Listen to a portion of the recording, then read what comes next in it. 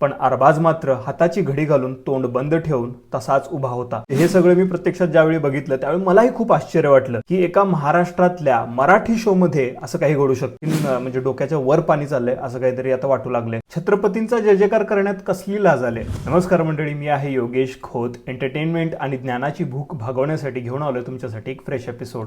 Big boss मराठीच्या घरातला पहिला आठवडा वर्षा उसगावकरताई आणि निक्की तांबोळी यांनी चांगलाच गाजवला। वीकेंडला रितेश देशमुख यांनी जी काही निक्की विरोधातली भूमिका घेतली, निक्कीला ज्या प्रकारची अद्दल त्यांनी घडवली ते बघून खरोखरच सगळ्या महाराष्ट्राच्या जनतेला समाधान वाटलं। तर आता पहिला वीकेंड आला, त्याबरोबरच आता पहिलं इविक्शन ही या घरामध्ये आपल्याला बघायला मिळालं। आणि या पहिल्याच इविक्शनच्या वेळी बिग बॉसच्या घरात असं काहीतरी घडलं की ज्याच्यामुळे महाराष्ट्रातल्या अनेक लोकांची मनं दुखावली गेली। तर आता व्हिडिओचं टायटल आणि थंबनेल तर तुम्ही बघितलाच असेल, त्यावरून तुमच्या लक्षात आलं असेल की मी कोणाबद्दल बोलतोय आणि काय बोलतोय। पुरुषोत्तम दादा जेव्हा घर सोडून बाहेर जात होते त्यावेळी अरबाज पटेल याच्या काही कृत्यांमुळे महाराष्ट्रातल्या अनेक शिवभक्तांची मनं दुखावली गेली। नेमकं काय घडलं तुम्हाला विस्तारमध्ये सांगतो। पुरुषोत्तम दादांची घर सोडण्याची वेळ आली होती। त्यावेळी पुरुषोत्तम दादांनी रामकृष्ण हरी, पांडुरंग हरी, वासुदेव हरी अशा प्रकारे प्रार्थना म्हणत विठुरायांचा जय जयकार करत इतरांनाही त्यांचा जय जयकार करून घ्यायला लावत ते घराचा निरोप घेऊ लागले। त्यावेळी अरबाज मात्र हाताची घडी घालून तिथे स्तब्धपणे उभा होता। इथेपर्यंत ठीक आहे, समजू शकतं अरबाज मुस्लिम आहे त्यामुळे तो हिंदू धर्मांच्या आपल्या देवांचा जय जयकार होत असताना त्याने जय जयकार केला नसावा,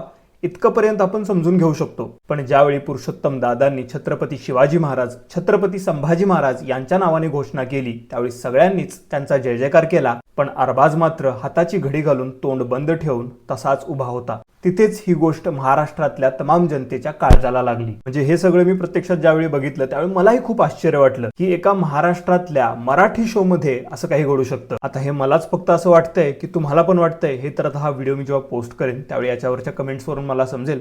पण सध्यासाठी मला तर हे चुकीचंच वाटतंय। महापुरुषांचा इतका मोठा अपमान अरबाजकडून झालाय, तो नकळत की जाणून बुजून याच्याबद्दलचं स्पष्टीकरण थेट अरबाजकडून येणं अपेक्षित आहे। बिग बॉसचे स्टार्टिंगचे जर आपण एपिसोड्स बघितलेत तर यामध्ये आधीपासूनच कॉन्ट्रोवर्सी व्हायला सुरुवात झाली होती, लव जिहाद किंवा यासारख्या काही गोष्टींमुळे। कारण की निक्की आणि अरबाज दोघांचंही बॉन्डिंग आपल्याला स्टार्टिंग पासूनच या शो मध्ये बघायला मिळायला लागले। त्यामुळे त्याबद्दल पण प्रेक्षक खूप नाराज आहेत असं मला दिसतंय सध्याच्या कमेंट्स वगैरे सोशल मीडियावर ज्या काही मी पाहतोय त्यावरून। आणि आता त्यानंतर महाराजांचा अपमान हे खरोखरच अनपेक्षित होतं, तेही त्या अरबाजकडूनच घडले। त्यामुळे तर आणखीन म्हणजे डोक्याच्या वर पाणी चाललंय असं काहीतरी आता वाटू लागलंय। छत्रपतींचा जय जयकार करण्यात कसली लाज आले। छत्रपती शिवाजी महाराजांची जयंती असो किंवा छत्रपती संभाजी महाराजांची जयंती असो, मी कित्येक मुस्लिमांना बघितलंय की ते त्यांच्या समोर नतमस्तक होतात जयंतीच्या वेळी। मग बिग बॉस मराठीच्या घरामध्ये जेव्हा छत्रपतींचा जय जयकार होत होता त्यावेळी अरबाजला जय जयकार करण्यात कोणती लाज वाटत होती, कोणती शरम वाटत होती। महाराष्ट्रात सर्वत्र मोहरम असू दे किंवा दर्ग्यांवर जाऊन चादर चढवणं असू दे, हे सगळं मोठ्या प्रमाणात केलं जातं। मराठी लोक उत्साहाने त्यांचे सण साजरे करतात।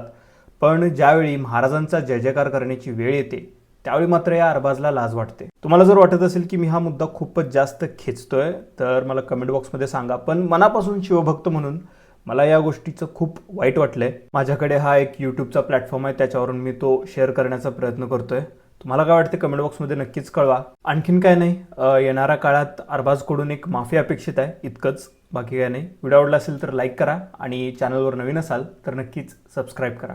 धन्यवाद।